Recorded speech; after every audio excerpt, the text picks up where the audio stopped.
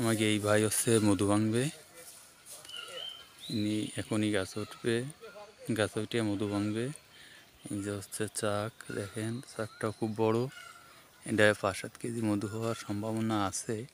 দেখা নিচে নামলে কতটুকু কী দেখি হয়, তারপর দেখা যাবে। এখন গুড়ায় থাকাও রিক্স, দেখা যাচ্ছে আমার আর 2 ঘন্টায় প্রচুর পরিমাণে কামড়ায় ফুল হয়ে যাচ্ছে। এখন এর জন্য আমি একটু সাইডে সরে চলে যাচ্ছি। এই যে ভাই রেডি হয়ে এখনই হচ্ছে চাক ভাঙবে। এই যে চাক ভাঙার সরঞ্জাম এই যে আছে সাথে। আমার কথা তোরে একটু দেখতে যাচ্ছে যে কথা কর।